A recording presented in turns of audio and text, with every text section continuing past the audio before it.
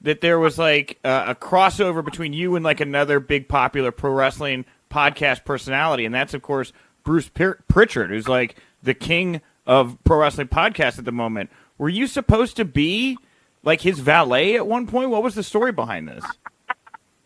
Oh, yeah. So, I mean, he gives a different perspective. I know he talked about it, I think, on one of his podcasts. But what I was told is that they were looking at me to come in as Sister Love.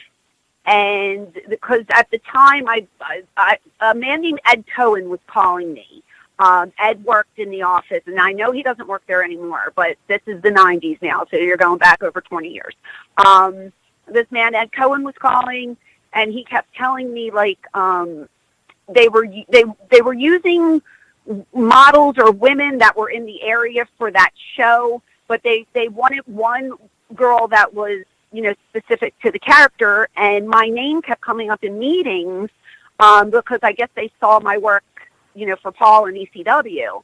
And when I wasn't home to take the call, he would talk to my mom because I was living at home at the time. I was only in my early 20s. Okay. And he would tell my mom, like, you know, WWF would pay her so much more than ECW would. So I would come home and my mom would say, that nice man Ed Cohen just called and he says you can make more money under Vince than you could under Paul. And I'm just like, Mom, stop. You know, I don't want to leave. I have no desire to leave. So after about a month of getting these calls, like, I started to feel really guilty.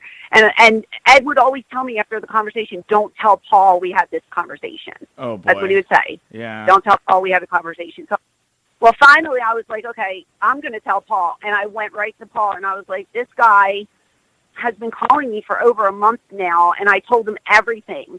And Paul just looked at me and he's like, I can't compete with their money. And I said, well, I know that. I said, but can I get maybe a raise? Because I was still green as grass. I was brand new. And he said, yeah, I'll give you a raise. And I said, then I'll stay. And he gave me a raise and I stayed. And then I stayed until we went out of business. So I never had a desire to leave. And I really wasn't using that as leverage per se. You know, at that point, it was just like I wasn't making a lot of money, but I thought if he could throw me a couple more bucks, it would help. Yeah. And he was on board with it, and, you know, I stayed.